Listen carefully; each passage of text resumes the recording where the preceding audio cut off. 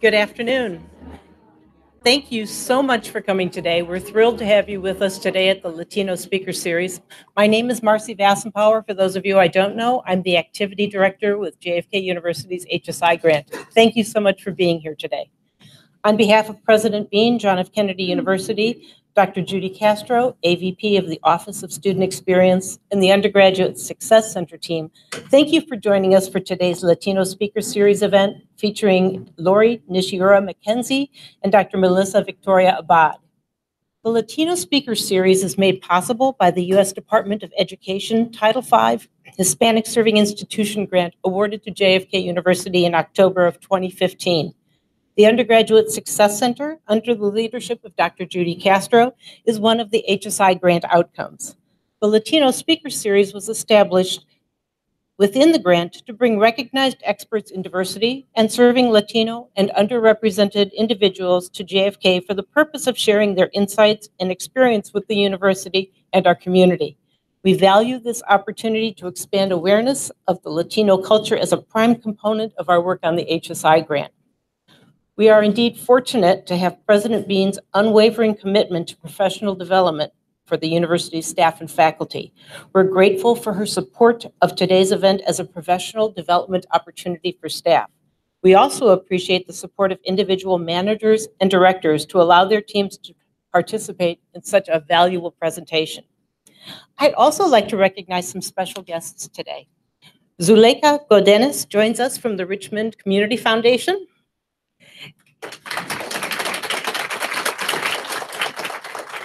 And in our audience are 3 student leaders from Los Medanos College who are here at the urging of their Director of Student Life, Teresa Archanga, who also happens to be a JFKU alum. You're here! There we are. They were supposed to give me the high sign.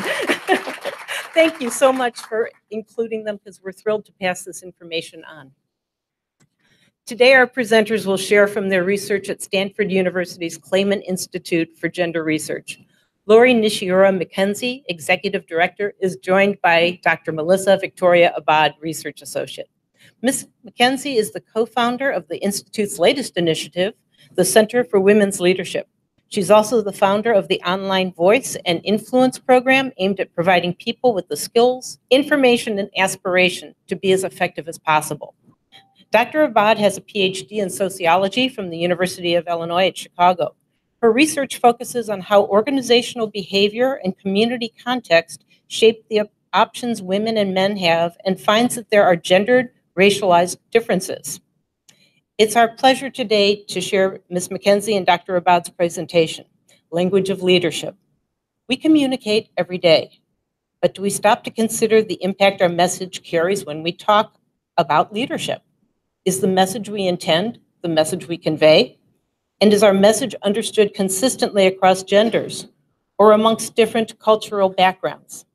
We're honored to bring you Lori Nishiura Mackenzie and Dr. Melissa Victoria Abad and their presentation, Language of Leadership. Ladies.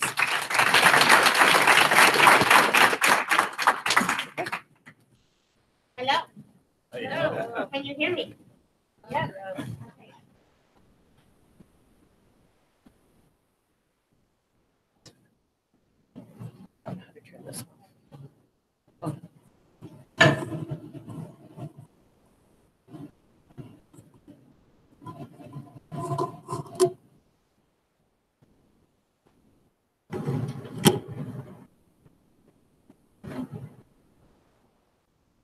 Yes? Oh, great. You can hear me. So as Marcy said, we're coming up here from Stanford University. We're very excited to be here. And yeah, let's just get started. Okay, so we're going to be talking about 2 things, the language of leadership and Latino professionals. We thought we'd tailor the message around Latinos because we're a Hispanic serving institution, but we can answer questions about a variety of groups during the Q&A. Okay, this is not working for me today. So first, I'm going to start with talking about the state of Latinos in the U.S. And then I'm going to hand it over to my colleague Lori to talk about bias in the workplace and language of leadership. And then we'll end with a discussion on developing a toolkit for career advancement. Okay, this is not going to be good. Okay, so the question is, where are Latinos? So I thought I'd start with presenting you with statistics, right? How do Latinos fare compared to other racial groups in the United States in terms of college graduation rates?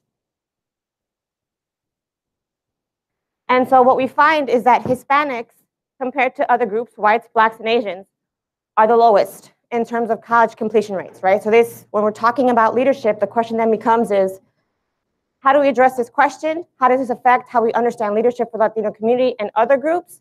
And how do we, as universities, researchers, scholars interested in the development of leadership across difference, address these gaps? The other piece I wanted to share was, where do Latinos end up when they work, where they work, right? And so it's a variety of industries. So one is, in terms of the total population, what we have is, right, it ranges from management, services, sales, natural resources. So the total US population, almost 40% end up in management. With Latinos, it's barely 21%, right? So what does this mean? But if we look at other industries, right, there's more diversity in services. There's more diversity in sales. Okay, so if they're being tracked, let's say, or if they're tending to land in specific professions, certain industries, what does this mean for leadership? What does it mean for their leadership trajectories? The other piece I wanted to share was not only occupations, but industries, right? When we think about preparing Latinos and Latinos becoming more socioeconomically mobile, it matters where they land.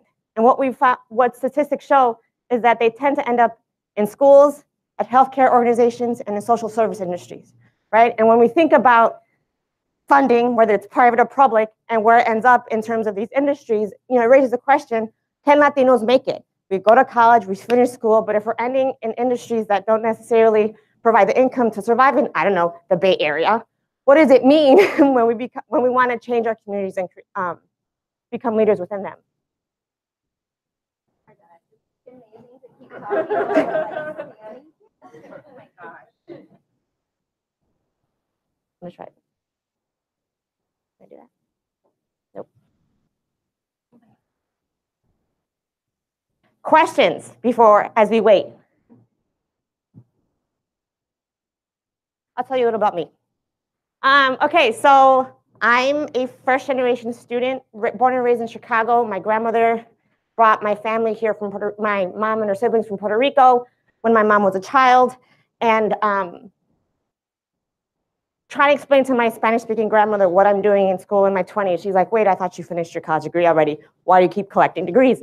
And I was like, well, I like school, I like learning, and I want to teach at a university. I want to be able to engage in conversations that explain and investigate the challenges that I faced, that my mother faced, and that my friends faced, right? I understood what it meant not to have someone who looked like me in front of the classroom. And to really be a leader and change the conversation about what was being talked about in my communities. I thought, if I have a PhD, no one can challenge what I say. Woohoo! And with that, on to the presentation. Okay. Okay, so now that we've set up the problem, I want to pass it over to my colleague, Lori, so she can walk us through bias in the workplace. On purpose that it started working when I was coming up, so No, it's fine. That was not intentional. Thank you, Melissa. Yes. And it's really important to understand barriers, because leadership, attainment of education, being the person you want to be isn't always a function of what we have inside of us, our abilities. Sometimes there are structural barriers that prevent us from being seen as the total value of who we are. So the reason why we're going to talk today about bias is to understand some of the barriers that all of us face in the workplace in order for us to block them and be as successful as we can be. At the Clayman Institute, we call all of our initiatives See Bias, Block Bias. Has anyone heard the word unconscious bias, implicit bias? So what all those terms mean is it's out of our awareness. So if bias happens out of our awareness, what can we all do to block it in order to be as effective on behalf of ourselves and on behalf of others? I'm going to start with an optical illusion. Has anyone seen this before? Okay, a couple of you. So even if you've seen it, I've seen it before, I still can't see it. Who wants to tell me about the colors of squares A and B? And sometimes when I'm in a high-tech company, they say they're not colors, they're shades. So shades, colors. What do you say about squares A and B? Anyone? Yes, please. The A seems to be black and the B seems to be white. Great, I love how you said seems to be. Black and white. Anyone else? One more guess? Yeah. Yes, please.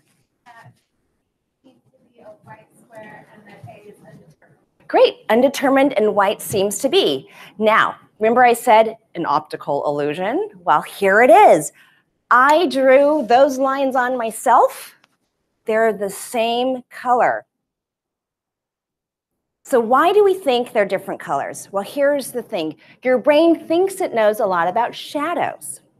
And it thinks that the cylinder is casting a shadow on one of the squares and seeing what it expects to see, not what's actually there. So, like an optical illusion, bias colors the kind of talent you see in front of you, so that when you read a resume or you meet somebody, you have expectations that are being shaped out of your awareness, just like an optical illusion. Now, what is bias? This word is used a lot in the media. It's often used like, you are being biased against me. And it's used in a way as though we're doing it on purpose and we can decide when we're doing it and when we're not doing it. We're going to define it as this. Bias is an error in decision making. So your brain, for example, with the shadow, wanted to give me the correct answer. But something your brain thinks it knows about shadowing prevented you from giving me the accurate answer. Like that around people, bias will color how we see people. And we call this an error in decision making. So I want to value you completely for who you are. But something I think I know about broad categories of people, stereotypes will color how I see you. So we call this a no blame and high responsibility definition. No blame, because we're going to see we're all biased unconsciously, implicitly, even against people like ourselves. So it's not men versus women or white people versus Asian people. We share in this. But we call it a no blame and high responsibility definition. Because if I only say we all do it, guess what I've just done? I've normalized it. I've made it kind of okay. And people stop trying to do something about it. So we call this a no blame, high responsibility definition, because we know when people are committed to blocking bias, coupled with an awareness of how it works, those two together can truly improve our workplaces. Now, how does it work? In a millisecond, out of your awareness, you're sorting people into categories. And in most cultures, there are three major frames we use to sort people. Universally, it's gender. So I see you, and out of my awareness, I've sorted you in a millisecond. In the United States, it's also race and age. We sort on a lot of things consciously. Like if I ask you, did you vote for this president candidate or this presidential candidate? Once you give me your answer, I'm going to make a lot of assumptions about you. Well, that's not something I can sort without even thinking about it. I have to ask you, who did you vote for? Where did you come from? Where do you live? Those things we don't sort out of our awareness. But gender and race in this country, we sort before we know we're doing it. Which explains why I have mixed race kids. They're half Japanese and half Scottish. And when they're little, people would say to me, what are they? And I used to get really upset. And then I realized, oh, their brain can't sort them into categories. So there's a lot of dissonance. So they'll keep asking till they can kind of sort us. So you try to categorize in a millisecond. It shapes how you expect that person to behave. And whether you like whether that person's matching your expectations or not in a millisecond. And that expectation starts to shape how you value the person, whether you think they're really good and suited or whether you really want to put them through extra scrutiny. So this all happens, and then in organizations what happens is our performance evaluations reflect that stereotypes often color how we evaluate people, how we evaluate candidates, how we evaluate people we want to work with on our teams out of our awareness in a millisecond. That's why they call it unconscious or implicit biases. Now, the best way to understand what do you mean it colors our perceptions of talent is to look at these resume studies. Has anyone seen these where they take the exact same resume? So what they do is they take one resume. This happens to be for an actual, very successful professor of psychology, which I've heard is the #1 major here. And I also think it's funny, which department do you think studies cognitive biases? Very successful psychologist, they take her CV, put a man's name on half of them, and they send them to departments and simply ask, how likely would your department be to hire this candidate? And the different names produces dramatically different results. Okay. This is what I mean, colors what you see. Exact same CV seen very differently through the lens of gender. Again, happening outside of people's awareness. Now, people often ask me, you don't get 2 resumes that are exactly the same. How do I catch myself? Well, here's the other thing. The woman's CV got 4 times the doubt-raising statements. Oh, they're gone. I'll read them to you in my head. You'll just have to follow along. Doubt-raising statements like this. I would need to see that she got those grants and publications on her own. Do you hear the higher bar? This is how it happens in real life. I would need to see that she had gotten those on her own. He can just list that he got them. She has to prove she got them on her own. That's the higher bar. The second kind of comment is this. I really want to see her teaching evaluations before I can make a judgment. Well, here's the thing. I don't know about you, but I have sat through a lot of really bad lectures where I got more confused versus more educated. So sometimes we ask the right question of the candidate that doesn't fit the stereotype, and then we don't ask that question of the candidate who does fit the stereotype. So what you can start to listen for is somebody getting a higher bar of evaluation, and is someone else getting leniency? That's one of the mechanisms of bias. Out of our awareness, raising the bar for some and lowering it for others.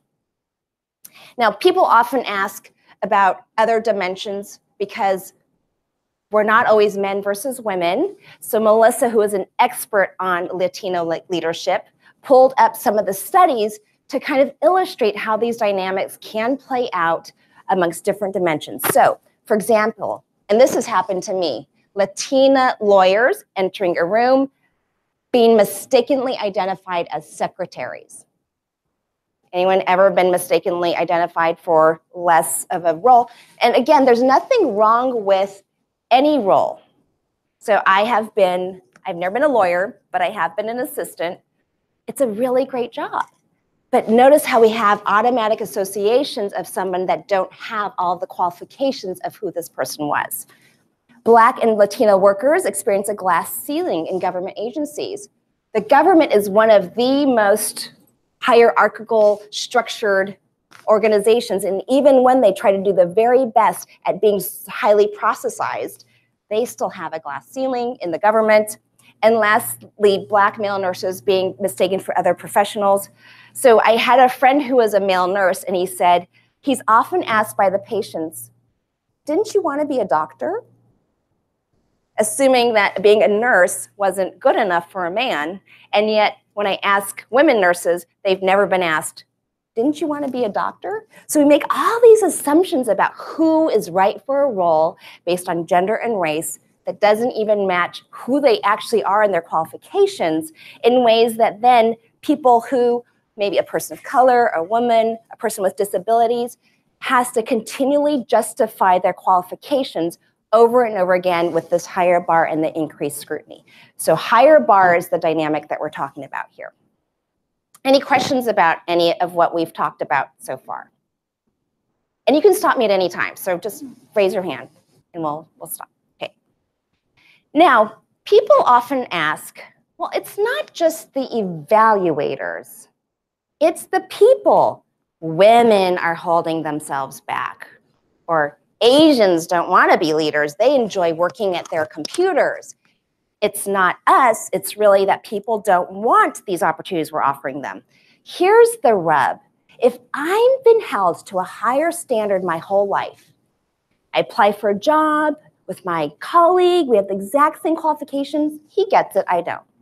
And when I ask why, they say you lack executive presence. Okay, so I work on that, I try again, I apply for the next job, and the next time they say, now you're too assertive. So what happens is we start to absorb these mechanisms. If I'm being held to a higher standard, I start to hold myself to a higher standard.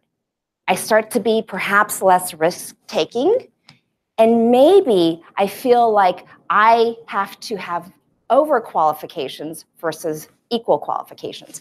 So when people ask the question, do you think it's just people holding themselves back? I often say, here's the challenge. If you've been held to a higher standard your whole life, you'll hold oneself to it. So organizations have to work really hard to make sure that they, in the way they reach out to people, level the playing field. Okay, so now to the language of leadership. That was a quick overview of how bias works. We're going to talk about language as possibly a tool to deal with some of the biases that we've talked about in workplaces. Now, people often say, why language? The word choices we make are the most common way you replicate and create culture. So if I think your performance is outstanding because of whatever I say just tells you what's valued here. If I'm giving you a coaching conversation saying that you need to improve something, the words that come out of my mouth tell you what's not valued here. When there's a promotion opportunity and I say, this person's amazing, look at what this person did, I'm actually telling the organization what's valued for leadership in my organization. So the word choices we're making every day, often out of our awareness, we just chose that word. Those word choices are the way that we replicate and maintain culture. So I'm going to explain to you how it works so that then you can manipulate it, okay, and try to shift what's valued in your organization and how your own expertise is perceived using the power of language. So I'm going to start with an activity. Now, it says describe a top performer. So I'm not going to say what kind of person this is. So when I was a student, I remember there was someone I always wanted to do my homework with her because she was really good. So if I was a student, I might pick her as my top performer. Or if you're a manager, you might think of someone on your team. Or if you have a great manager, you might think of that person. So I want you each to think of a very specific person who is for you a top performer. And think of a person not like, everyone on my team is a top performer. No, one person. It could even be you. I'm kind of a top performer sometimes. So write for yourself, for your colleague, for your classmate, 2 to 3 words describing that top performer. And I'm going to call in a few of you, and we're going to hear what this room, the temperature of the room about the language of top performance. Who is your top performer, a person? Write it down, and then we're going to see from there. And you don't have to tell me who the person is, so I'll just ask for some words, but not the person.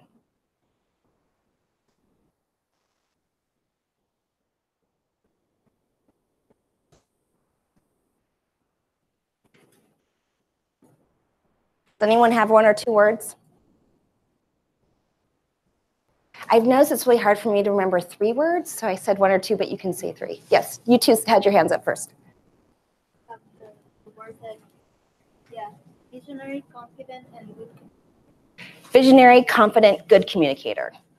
I chose decisive, logical. Decisive, logical. And I saw some hands over here. Ambitious. Yes, please. Current technical skills. Current technical skills.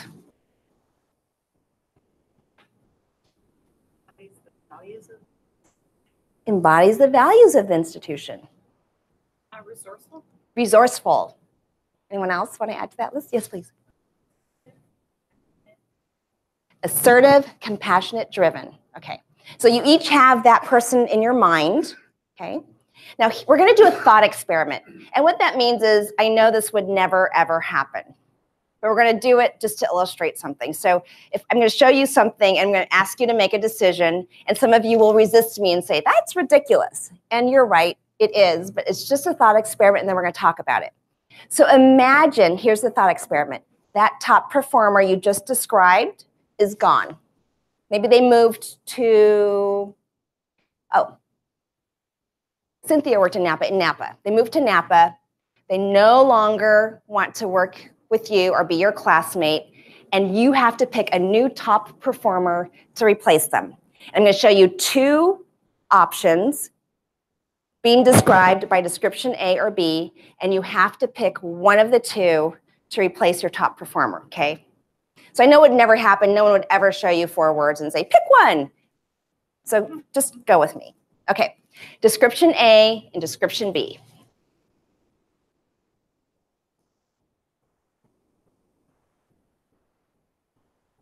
Who will pick description A to replace your top performer? 30%, and only on this side. Description B. 40%, and who didn't pick? Because I saw some missing hands. Because it's ridiculous, and you kind of want maybe a blend of the two, right? Absolutely. Well, because I forced you to pick, notice that you start to form an impression of a kind of person with just 4 descriptors. Just 4, and you start to form an idea in your head of who this person is. Not fully, and clearly blended is better. But you start to form an impression. And also, to the people who didn't vote, you know they're described in a very different way. Description A was written in what we call communal language, the language of we, the language of teams and collaboration.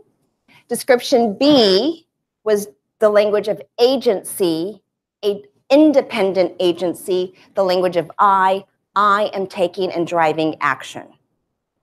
Now, I don't know if you noticed, I said, describe your top performer. Did you hear me say that over and over again? Anyone get tired of it?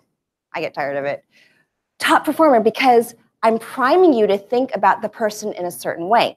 If I had said instead, describe the person who most supports your success, you might have picked the same person, but maybe chosen a different column. Now, here's the challenge.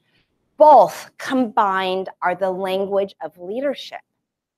But the agentic column overlaps with our stereotypes of leadership. So when I ask you to think of leadership, performance, results, people tend to favor these words. Even if there's no person associated with it, you start to form a picture of who this person is. Communal language also aligns with our stereotypes of femininity. So it doesn't mean women are communal. Remember I said you get your expectations get shaped and you expect someone to show up a certain way? The stereotypes of femininity align with communal language. The stereotypes of masculinity align with agentic language. And as a result, when we're trying to pick leaders, it's much easier for men to be associated with agentic language and be seen as leaders in organizations. Okay. In our research, we found that even in organizations that try to embody the organizational values, communal language is not used equally for all employees. It tends to be used much more for women in organizations. This is the kind of list of words that you might find in a typical research lexicon. And in every organization, people tell me, here's the most valued trait in our organization. And then we try sorting those traits into agentic and communal. So for example, in high tech, The highest marker of success is being entrepreneurial, a genius, right? A ninja coder sometimes, but people try not to use that word. And notice those words, game changer. They're all about independent action. And yet most of high-tech work gets done on teams. But when I ask, what is really the most outstanding feature a person could have, they often align with only one column.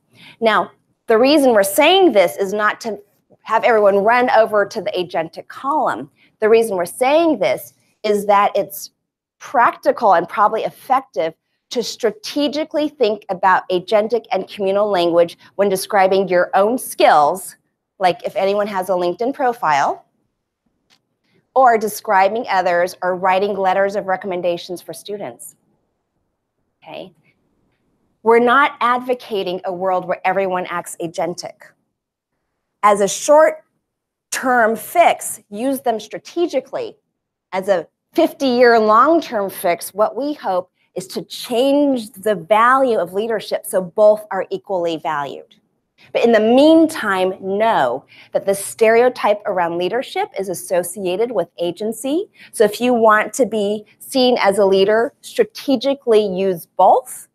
When I introduce someone, I might say, for example, this is my colleague, Melissa Abad. She is a world expert on Latino professionals, and she helps every team to perform better than they could imagine. Okay? So I'm talking about her agency and her expertise and her ability to collaborate. So I'm not saying everyone run over to the Janet column, but strategically think about the use of them in order to convey what you really want versus relying on stereotypes to guide your word choices. Any questions about agentic? I know it's a horrible word. I've tried replacing it. I tried calling it leadership or assertiveness, but it's really about your independent agency. And the words are listed on that little handout that you have. Yes, please. Order of the words. Whether you start with communal language and then go to agentic, or start with agentic self-descriptions, people tend to sort of hang on to the first few words. They have to kind of center there. Right. We anchor on the first things. So they take the exact same 6 words and they flip them, and people have different associations. You can imagine for the position of preschool teacher, you'd probably want to use a lot more communal language. But notice most directors of schools do tend to be male. So even in fields that tend to have much more women up the chain, we tend to value agency. At Stanford, where I work, staff is 70% women overall and 25% women on the top. So even in organizations that have a lot of women, it doesn't mean we value the same traits all the way up through the organization. So it's good to match what you're trying to accomplish. Do I want to be seen as a leader, or do I need to be seen as a nurturer? And how can I use language to convey my advocacy for my own abilities or for the abilities of others? It's a great question. Yes, please. I have heard from some people that have said, I don't want to be a leader. I am comfortable in the communal space. I'm comfortable in that role. So I guess it would be disingenuous to try and put them in a place where they don't feel comfortable being described, or in actuality play out and behave in that way. So how do you deal with that when on the one hand you're trying to lift them up to a more strategic role, because that is where they need, perhaps in your view, that is where they need to be. And it's advantageous in many ways. They made the choice to stay communal versus strategic. So it's a great question. So how do you help people who you see for them an opportunity to advance themselves in their careers by taking on leadership, which at this time occurs as agentic, when they really love the communal approach? Now, lots of things to unpack there. One, who's to say leadership can't be communal, right? The challenge is because the stereotypes are that leadership is agentic, we all think we have to move in there to be successful. I had the opportunity to speak with Gloria Steinem when she came to Stanford for her 40th anniversary of Ms., and she said to me, I try to recast what leadership is. I lead from kindness. Okay, so that's it. But it's not often a choice we have when we're trying to promote a communal candidate. Sometimes everyone knocks them down because they are looking for agency. So long term, we need to rethink and value leadership so all of what we bring is valued. So that's the long game. The second game is I get it. I have been rewarded my whole life every time I smile and support someone. I almost never get in trouble for that. But when I've been direct, boy, can I get in trouble for being bossy. So I probably have some pain point in my brain. You psychologists probably know there's probably some like dissonance going on there. So the challenge is I've been rewarded my whole life for being communal. And now you're telling me to do the thing that I get called a B word for, bossy.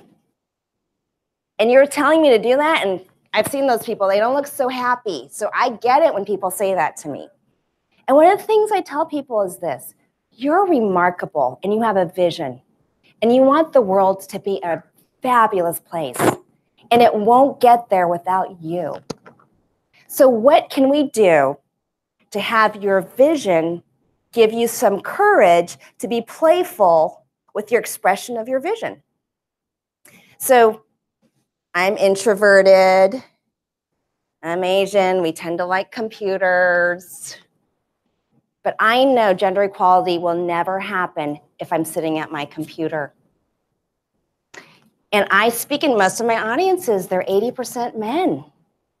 And here I am telling them how to be inclusive, right?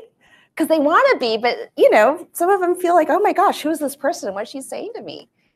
I've learned to master that because you know what's important to me? Gender equality. And I know that that's what drives me forward and gives me the courage. So sometimes for young people or people who really want to hold on to that, because it's a beautiful thing to be communal, it's to encourage them to be playful with who they are on behalf of what they value. So maybe leadership is the wrong word, but it could be, you know what, if you're the supervisor, you get to value communal leadership. Wouldn't that be great? If you're the supervisor, you might get to set work rules that help that working mother not drop out. That might be reason enough. So sometimes women are not so good negotiating on behalf of ourselves. We're super effective negotiating on behalf of others. So they say, don't ask for your own raise, but get a woman to negotiate your divorce. So I use that on myself. I say, I don't know if I want to not be introverted for myself, but I will certainly go up on stage on behalf of gender equality. So sometimes it's connecting the person to what they want. And here's the challenge. Until we all get there, see all those women running for office right now? Until we all get there, we won't have the power to make change. So I just keep encouraging people to be playful with who they are and use these tools to get there and then change the game. Okay? Great question. Any other? Yes, please. Like the politics, language, the studies were done, say, of the language that Democrats, Republicans were using. The Republicans were appealing more to sort of power, the powerful father versus the loving leader, and so on. And if you can make people afraid, they tend to want the powerful person who's going to make them feel safe. So there's so much gendered language in the election. It was a field day for researchers, but at the same time, you can either be discouraged by that or say, look, here's the landscape of it. How do I use it for my advantage, right? Not the fear part, but the mastery part. How can we master it? So language shapes perceptions. How do you use that to shape the perception of your own leadership and to value every single person on your team fairly and effectively? Okay. This is just an example of how language gets written in a performance evaluation. So when you work in a company, you get evaluated once a year on how you're doing. This is an example of how we discover communal and agentic language in organizations. I appreciate how employee is helping run the organization with me. The employee knows X and where we need to go, given where we have been. Can you hear even her expertise isn't based on genius, it's based on Well, she's been here so long, she knows where we're going. You hear all that dampening? This one's dripping with agency. A great leader to drive innovation, make things happen, and then aggressive. Such a negative word, but for this employee, it's remarkable. This employee is aggressive in moving forward with the team, but when there's an opportunity for co-development, the employee is supportive. You just hear how they've just dripped this with agency? A woman and a man's review, exact same rankings. Okay, so when you're picking who gets promoted, who do you feel more comfortable with, right?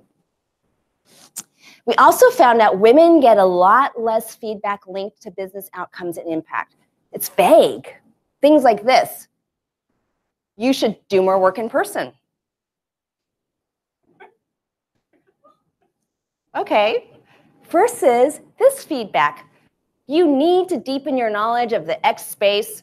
Once you have that understanding, you will be able to contribute to the design decisions that impact the customer. So if you want to know what it takes to get promoted, which kind of feedback do you think is going to get you there? Specifics. Women often write vague comments in their LinkedIn profiles. I managed a team. Okay. Put in business outcomes and impact. Because then people really get what you've accomplished. I delivered X with this profit in this time. I got this grade. I overcome this challenge. I saw this opportunity and delivered X. So focus on business outcomes and impact. Now, we also found from research from that women get described to their personality. Again, there's nothing wrong with that. Then why are we only doing that for women? Again, you can have a super positive attitude or you can get stuff done. One is a skill, one's personality. We always say take out personality-only descriptors and describe either everyone by their personality or everyone by their skills. Okay? Here's how it kind of looks. I work tirelessly and with great passion. My dedication to the team has been an asset to our success. Sounds positive, but I don't know what the person did. This one. Q3 offered daunting hurdles. I met the challenge by focusing on key priorities, aligning the team weekly. This is communal too, right? My passion for our work enabled me to approach our work with enthusiasm that was contagious. As a result, we are on our way to a strong Q4. So it's not saying it's all agentic, but do you hear the impact in there? It's a lot stronger. Okay. We also found these words that dilute. It's kind of like a backhand compliment. I appreciate how she is helping me. She eventually delivered strong results. Well, what was she doing before that? Right? Turns out these words show up a lot more in women's reviews than men's. She managed to lead a good team. No, she led a good team. It's important to catch these words and remove them from your own vernacular, but also in how you describe others. Okay. I managed to deliver Project X on time, although I feel I could have been more organized. I delivered Project X on time. Okay. Now, women often say, yeah, I tried that assertive thing. I tried that agentic thing, and boy, did I get penalized for it. They're right. This is called the Likability Penalty. What they did in this study was they videotaped people interviewing for an opportunity, and then they showed people and said, who would you give the opportunity to? Two very self-deprecating people or two self-promoting trumpet blowers, tooting their own horns. Now, this is very American. In America, we say the squeaky wheel gets the grease. In Asia, they say the loudest duck gets shot. In Europe, they say the tallest puppy gets cut. This is very American. Nonetheless, we're in a self-promoting society. If you brag and toot your own horn, you will be seen as more competent, yes. But for women, that does not get you the job. You are not likable. In fact, no one wants to hire her. They only want to hire this guy. Okay? This is called the likability competence trade-off, meaning for men, they go together. The more competent you are, the more we like you. For women, when we come off really likable, no one thinks we're confident. So we learn to be very assertive. Now you don't like me. So turns out women who can monitor between the two are more successful than even the most self-promoting men. But we're exhausted, right? Oh, too much smile. So this also has a triple bind for women of color. Okay. As an Asian woman, I'm expected to be super agreeable, the model minority. So if I ever not smile when I'm walking down the hall, what's wrong? Are you okay? Are you having a good day? For my friends who study Black men and women, you have to monitor not being too assertive. So my Black friends, women, practice the Westing smile. So they never seem too assertive. Black men, someone studied it with round faces, more like a baby face, are more successful. And trying to not be too competent, too assertive. And Latinas, my sister-in-law is from Mexico. She is a controller, an accountant. And they're always telling her, be less passionate. I'm like, she does urine clothes. She should be passionate about that. But it's funny. I don't know if they'd say that to me, the Asian. So in many ways, women and men of color have different binds. In addition to being likable and competent, we can be too assertive, too likable, too passionate. It's just good to think about this as most of the time when we criticize someone for their communication style, we're really evoking the likability penalty. You don't have executive presence, you're too bossy, you're too assertive, you don't speak up, you don't take your seat at the table. It's all this, okay? Some people say, wait a minute, some of those women are bossy. Like this comment we found in the performance review, her speaking style and approach can be off-putting to some people. She sometimes communicates in a way, sometimes like when, in a way that is condescending or belittling to others. Well, gosh, we don't want these condescending and belittling women in our organization. Here's the challenge. Whenever we call someone that, they're all women. So what are we doing? Just hiring all these assertive, bossy women? Or criticizing them when they're leaders, okay? So you might think it's warranted, just but when we look at the patterns, it all is women. Okay. This is something about considering communication style. In team meetings, I feel like I need to speak up. Well, how about this? My goal is to have a bigger impact during team meetings. I will work with the leader of Project X to implement a round-robin process around key ideas. I will practice speaking up in the first 25% of the meeting, and I welcome your ideas so I can have an even greater impact on my projects. Here are one's kind of, oh, I'm permanently not good at speaking up, and the other ones, I want to learn the skill, okay? Now, that was the language of leadership. You have a leave behind the little half page that has some of the tips. We're both going to answer questions at the end. But you might be wondering, how do I think about this in the context of where I'm going? And so Melissa's going to take over and tell you all about the toolkit for career success. And it works. Here's the working presenter thing. Woo!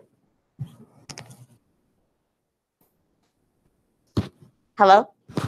Yes, great. Okay, so we learned about bias. We learned about the language of leadership. The question is let's bring this back to Latino professionals, and I would argue Latinos are an example of other people of color, and which we can expand on that later. Wrong PowerPoint. Okay, so it's two things. How do you deal with your expertise, right? One of the things I'm bringing to Clayman is reframing the conversation on leadership, right? Like you said, sometimes I don't want to be a leader. So when I work with, whether it's my students or my friends, the question is why? Unpack why. Why is leadership scary? And I'm in the middle of analyzing 27 interviews with women of color, equal numbers of Black, Asian, and Hispanics, who are in the tech industry and finance, trying to figure out how they see themselves as experts. And more specifically, in my personal interest, where are they experts? Women of color adapt. I will do whatever it takes to make this work. I'm sorry, if I'm on a solutions-based team, that's what I want on my team. But what happens when we also have to manage, am I likable? Am I too nice? Am I too soft? Like, how do I engage with this? Me specifically, right, when I decided to move halfway across the country for a job, I was really scared because I was like, if they don't pay me enough to live in Silicon Valley, I'm not moving. My mom's like, but it's Stanford. I was like, yes, but I need to pay my bills. So how do I negotiate that? How do I take that risk when my mom just really wanted me to take the job because it's Stanford and that's sexy? And so then, right, so I developed a toolkit. And I'm going to unpack some of the things Latinos face when trying to develop this toolkit. And two, resources that are in your toolkit that you're probably not aware of. Because these two things together create career success, right? And what's really fun for me when I'm researching the career trajectories of women of color is, how do they define that success? Maybe it's not being CEO. Maybe it's having a house. Maybe it's being able to pay my bills. Maybe it's being able to send my mom on vacation.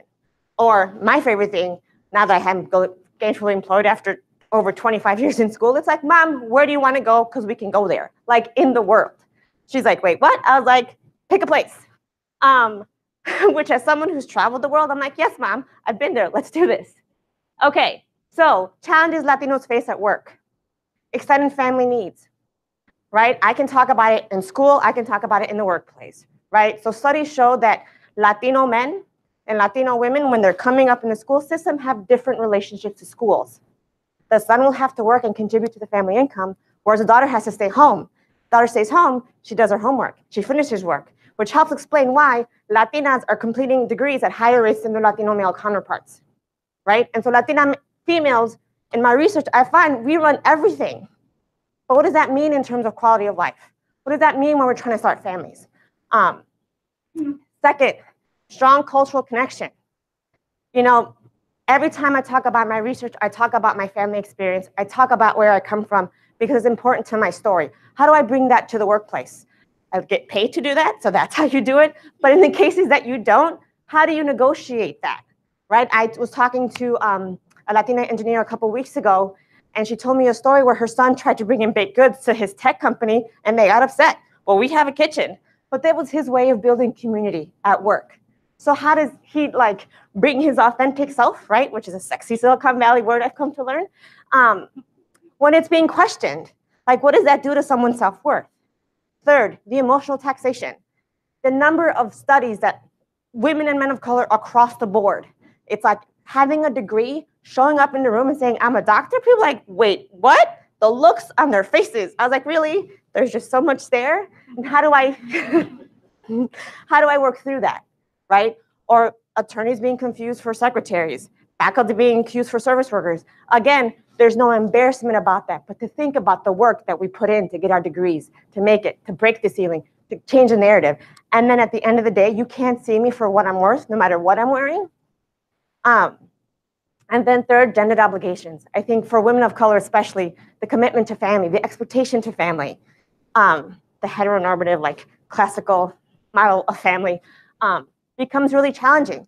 How do I, and this is women across the board, how do I manage the fact that I want to be a badass, excuse language, and have a family at the same time? What workplaces allow me to do that? And in my research, I'm answering those questions because the thing is, it's, especially when it comes to corporate America and first generation students, I just think from my friends and from the students I've taught, there's this aversion. Well, I don't belong there.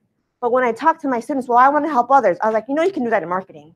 You know, you can do that and be gainfully employed. And they're like, really? I was like, yes, let's tease this out and figure out how it works. Nothing against social workers, but what would it be? Well, how awesome would it be if there was a dispersal of first generation students in a variety of industries, bringing our experiences to the table, to the conversation? What would tech look like if you brought in people who don't have access to tech? Okay, so again, I'm bringing this up to think about where Latinos are in comparison to the total population in terms of employment, right? We're below representation in terms of management. We're above representation in services, right? Which affects bias, which affects language of leadership. Like women of color are really good at serving, really good at being part of the team. And that's an asset, but how do companies capitalize off of that? And more importantly, in my case, how do women of color negotiate how to bring that to the table and make the case that, no, this is an asset to the work. this is why I deserve to be promoted, because I bring a different set of skills, right? And then lastly, again, my personal passion, the industries Latinos tend to end up in compared to the general population, right? Because I think when we think about leadership, it's not just about CEO, it's about how do you make enough to provide for your family and to provide the space and comfort to engage in leadership activities both in the workplace and outside. So with all that said, when you think about strategies, it's two things. Do I stay in the industry? Do I change industries? How do I tap into my networks, right?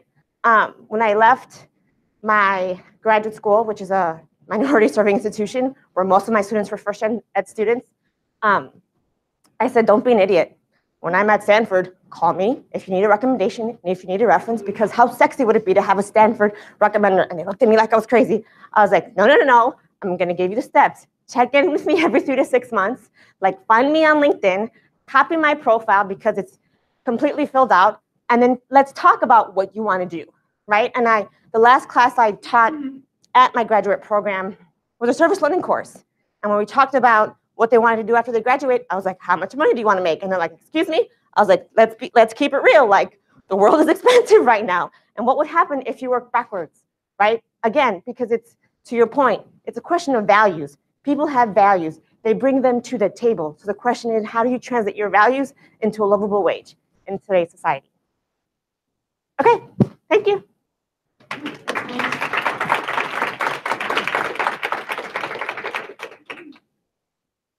Questions? So we have time to, if we can both answer questions, or? Yeah. Great. Yes, please. To that recommendation about using strategically language communal and agentive, because I find it hard to imagine how to use the communal language strategically to illustrate leadership or to, So if you could give a few more examples, that would be great. That's great. So we're so accustomed to using agentic words for leadership, it's almost like we can't even imagine communal words for leadership. In fact, sometimes when I go to organizations and I ask about words for leadership, people can go on and on with the agentic list, and I say, great, what's the communal list? And usually I get 3 words: collaboration, team player, right? Okay, that's 2. So here's the thing. It's something that you're going to have to master. But I always think about how to kind of sneak in agency into communal traits. She is a team leader who empowers every single person on her team to succeed to the greater good of the organization. So I kind of snuck in some agency there, right? Now your team has agency because of you. She collaborates effectively so that every project she's on succeeds. It's not true of every team. She helps all the boats rise. I want to be on her team. So it's how do you use the words for collaboration and then look for them. On our team, we're a complex organization. We have academics, non-academics, part-time working mothers, recent grads without kids, people, LGBTQ people. We have a range of people. So when we interview with people thinking about collaboration in mind, we often say, tell us a time when you've worked with a very diverse team and succeeded. And the words that they say next help us figure out what does that look like. So part of it is you could interview the most successful collaborative people you know and ask them to describe the secrets of their success, right? But it is a language that in general you see less of. Although, have you seen all those management books lately about the new future of leadership being very communal? You could even look through some of those. And we're not there yet. We still automatically value the other. But I kind of search around sometimes for my favorite words. I like the idea of having the person who has the team members rise. I don't know if you have any other ideas about communal words. literally been out of school for about a year and change. And so what I do is I find someone who's probably a well-respected person in my profession and copy their bio, for example, right? Because again, it's one of those things where they've been at this longer, so they probably have better use of words, identical words, or combination thereof, right? And so I don't copy it verbatim, but I think about the structure and think about, well, how can I use this as a template to model my own description, let's say. So. Do you look at women or do you look at men? Because like you were saying, women will have to do it in a different way compared to men because they're going to be perceived. Depends who my audience is, right? So if I were giving this talk, not at a space like this, I would have talked completely differently. I would have used different language. Because I think that's the other piece too is, which is why I love where I work, think about how to reach your audience. And so, so it's tailored to where you want to be. Not where you are, but where you want to be. Because that way, you build a connection with who you want, and then you can make the case that you're a strong candidate for whatever it is that you want to be a candidate for. Does that make sense? You know, one other thing to think about is even the most communal approaches have some agency in them, and often we just don't see them. So I was talking to some people who work in the government, and they said, well, we've worked for a senator, and the only thing we do is make sure the campaign's successful. We get credit for nothing. And I said, well, there's a way you're doing it that's very unique to you. Do you have a special eye for research? Do you have your pulse on the community? What do you bring to being a servant of a senator that's really unique to you? And then how would you say that? And it often can tease out, even in a very communal job, the pieces that someone who's looking for agency would know what to look for without diminishing that it's a very communal job. Another question. Yes, please. What would be advice if someone at work, thank you. What would be advice if someone at work says you're not soft enough because you're assertive, you're confident, you're just straightforward, like you don't, what is the word?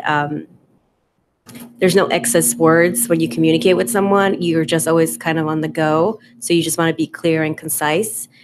And then, but some people may take it as not soft enough. How do you handle that, especially working with women? Well, one thing, you're talking about the likability penalty, that even if a man were behaving that way, you might say, oh, he's so precise and concise and wow, gets stuff done. But for you, we want some softness. It's often you're violating my expectations of femininity. So I'm trying to police you back into a bucket that makes sense in my expectations, right? So we often say language is how you can see these variances based on bias. Criteria is often a way you block it. Okay? So if your performance evaluation, you're being told by a manager you're not soft enough, you could say, great, can we talk about criteria for success in my job? Because I might be working off the wrong list.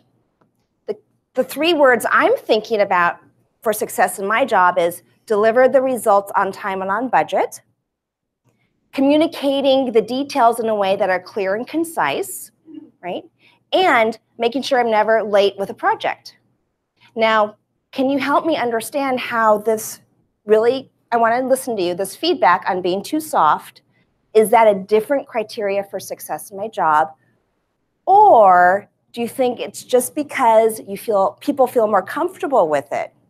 So 2 things. I want to be evaluated on the 3 success you told me it takes to be successful here. And I'm going to try a few things to be more playful with my personality, because it's not fair that I'm being told I'm too soft, but what the hey, I want to be successful here, right? So it's almost separating out success in the job and where you're getting the feedback. And if you're feeling super sassy, just show them the stuff on the likability penalty and say, research from Stanford shows that women are much more likely to get this feedback, that they're too aggressive. What can we do to ensure that women can show up exactly that they are and not being called too soft, because I'm delivering my outcomes and I think that's what's more important to you. So it's kind of a range depending on how you feel about it. Talk about criteria. And the other thing is I've just learned to be more playful with my personality. So I come from Procter & Gamble, where you just had to you had to write everything in a one-page memo. So talk about no excess words. And then I go to academia, and we're all women too, and people wanted to talk about their kids. I have kids too, but I never talk about your kids at work. What a waste of time. And then I realized, oh, that's an important part of our workplace. So even though it's not my nature, I'm an introvert. I don't like to talk about kids. I come from a Japanese family. We don't talk about our feelings. But I realized, oh, to fit in here, I'm going to give a little, because I want to respect other people's needs to talk about it. But it's not how I grew up. But I realized I could play a little bit of it, but I still want to be my direct person to get results done. But I kind of can play a little bit with, talking about my kids. And, sometimes I stand in the kitchen and talk, even though I am not getting tea or coffee, because I know that's what people do. And I know it makes them feel comfortable with me. So I just try to play with that, because you're very effective at what you do. And you don't want this penalty to prevent you from being recognized for your good work. So play with it, but also clarify the criteria. Any other thoughts? Was this in passing, or was this in a performance evaluation? Okay, because I was like, yes. And then I also think, okay, part of me wants to say many things, but you take a minute. So take a minute, think about, what does this mean? Then the other piece is, again, thinking about the values, because I think there's two sets of values at the workplace. There are the ones that are on paper, and then there are the ones that are informal, right?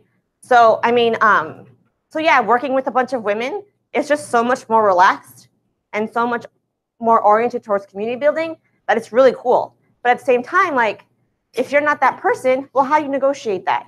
And it's just creating boundaries, right? And finding a way to create boundaries. And then getting feedback from people who know you and maybe know the culture of the space to help you, to give you the language to make the case for your boundaries, but also respect the fact that there are these informal values that are being communicated. Again, it's really sometimes annoying, because I'm like, there's just so much work when you're the other in a space, but it's finding a way to both push back and protect who you are, your authentic self, right? Does that make sense? And the one thing Sheryl Sandberg said was, would you be saying that to a man if he behaved exactly this way? Right. So there's your range of responses. Play with them.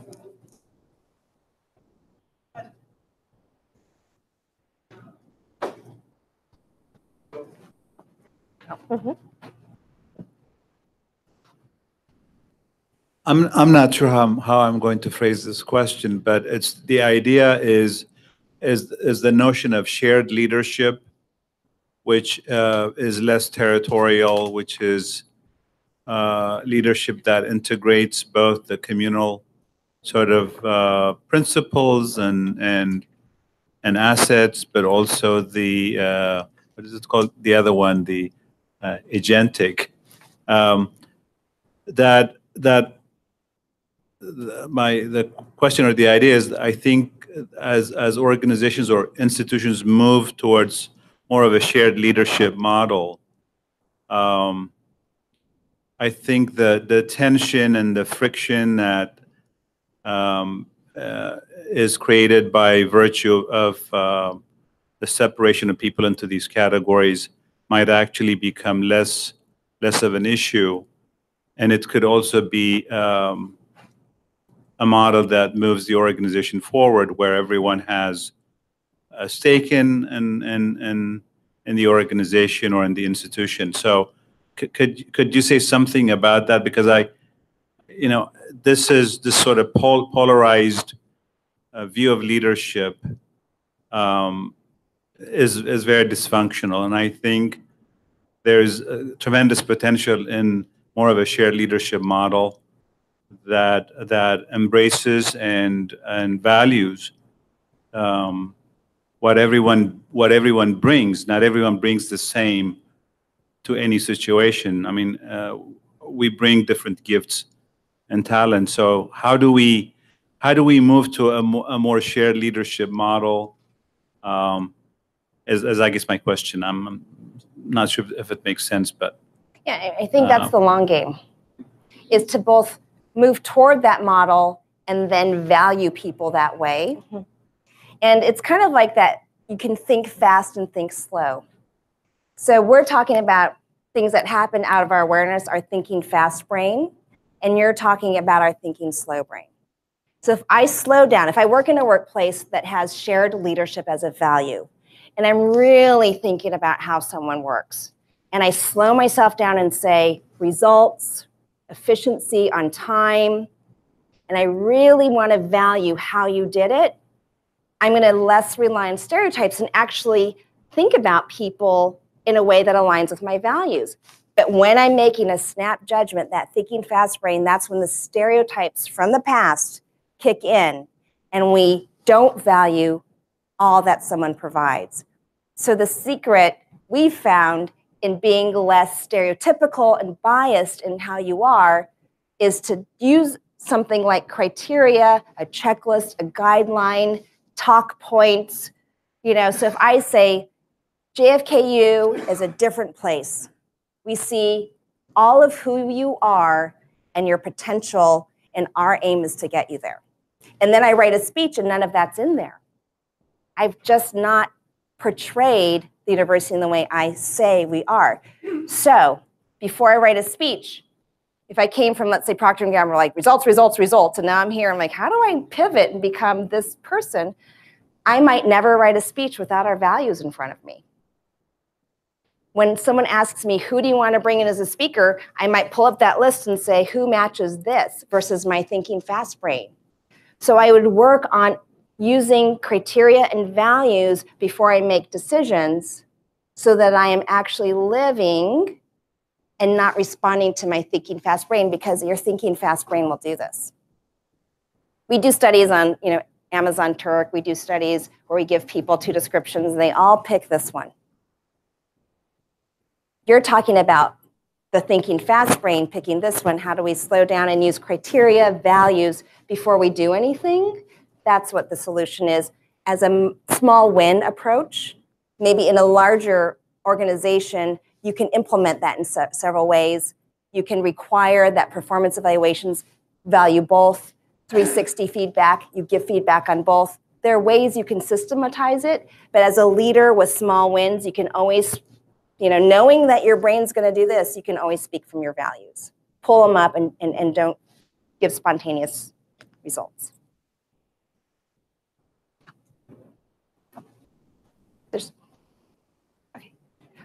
Hi, this has been very valuable.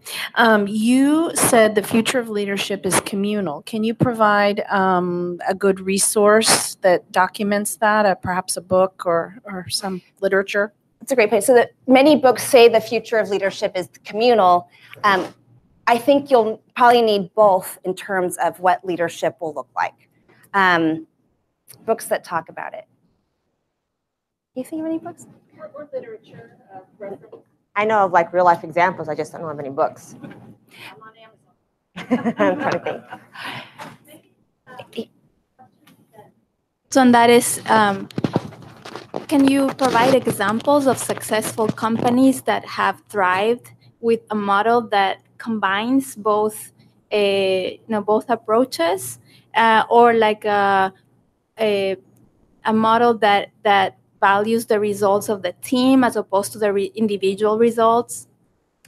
Yes, so I'm going to get to, I think the reason I was struggling with your question is a lot of the really good literature doesn't look at the big L leadership, but at the microdynamics of leadership. So for example, teams perform better when the true talents of people are valued and heard. Melissa Thomas Hunt and Kathy Phillips have studied this a lot. Catherine Phillips wrote an amazing piece, Why Diversity Makes Us Smarter. So one way to get at that, not the big L leadership, but what is successful for people who enact more inclusive behaviors. One way to look at it is through how people are more innovative on teams. Things like Scott Page's new book that looks at diversity. Teams are more effective when you're harnessing the talent of diverse perspectives. that's kind of more of a dynamic of effective leaders versus the big L leadership. And I think in our work, like the most compelling pieces are those maybe small wins, everyday wins, microdynamics of what leaders do. So there's how you empower people. There's all those studies that try to show that having more women deliver better outcomes, but they're also often correlative. And the thought is, well, I think those are just companies where there's better management, right? Where we slow down the fast brain. We really see people for who we are. We don't make snap judgments. We're really having process married with understanding to make decisions. So those are all the kinds of factors that might be contributing to better outcomes, but not the big L leadership. Very, very helpful. What I'm finding, one of the things I'm finding about your work is that it's questioning the typically autocratic leadership style and hopefully moving towards valuing the leadership style that has been traditionally the space that women have had, which is to be more communal. We're good at it. Yes, because our brains have been told, every time I smell, I get rewarded, and every time I'm bossy, I don't. So we've mastered this. My son is also very communal, so what we're hoping for is that in valuing more, men will have a broader expression of masculinity, and women who I want to be bossy sometimes. How do we all get to be all of it versus trying to put people into actually a very narrow definition where women aren't successful, Asian men aren't successful, like we're only these people are successful.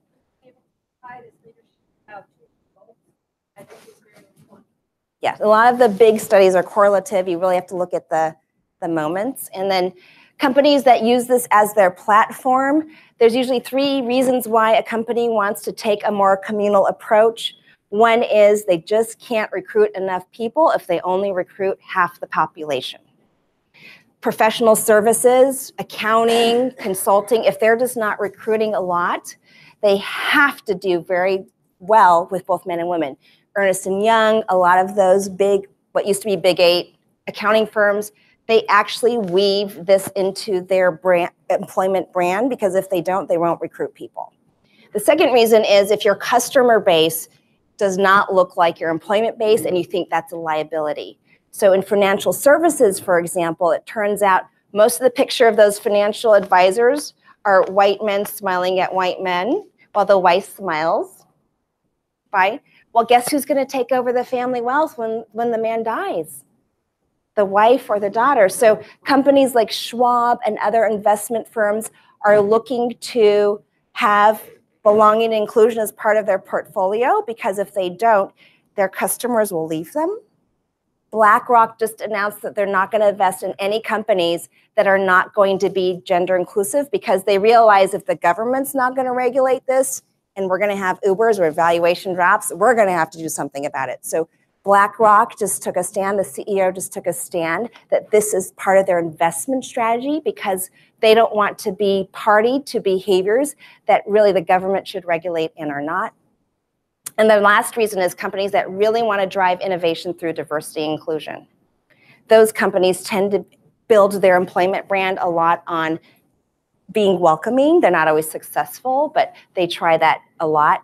Genentech was a famous example where they were known as a company where working parents would thrive. And they were able to attract scientists to come work there that in a competitive market could have gone somewhere else. So there's usually a driver for why brands do it. And then there's Airbnb, where their entire brand platform is you can belong anywhere, right? So we're seeing an evolution of this in general, from a business reason to just it's who we are, kind of in the workplace. Exciting time, I think. And I think the other thing too is interview people who work there, right? Because one of the things you'll find is there's a brand, and then there's what happens within the organization. And sometimes those are two very different things. And so I'll use my story. So when I was in the market 2 years ago, I had 2 employment opportunities. So the first one was at a small liberal arts college in Western Illinois. So quick, I do immigration research. Before I got to Clayman, I did immigration research, nonprofit research. So on the second day of the job, he drove me through the Mexican neighborhood saying, look, we've got immigrants. And I was like, are you kidding me right now? And then I got the call about Clayman. And when I got the offer, I talked to every research associate on the team to ask them what it was like to work there. I had several conversations with the woman who was hiring me to get at some of the values of the workplace. Because you can have a brand, but unless I know from the people who live that brand every day what the experience is like, I'm not really gonna, like, I'm a skeptic, right? I've been at a variety of institutions and a variety of spaces where it's like I'm either the only one or one of many. And so I've learned to interrogate the spaces I walk in to see whether or not they align with the values that, one, they sell, and two, the values that are important to me. Because I think that's one of the things I'm finding in the research on women of color. It's like, we're working so hard to mold ourselves to the organization. I was like, hold on a second, but you are valuable and amazing. So why isn't the organization doing the work to mold themselves to you? And when you're in a position to say, no, what are you giving me? Like, that's when you're going to get at what company fits you. So, yeah.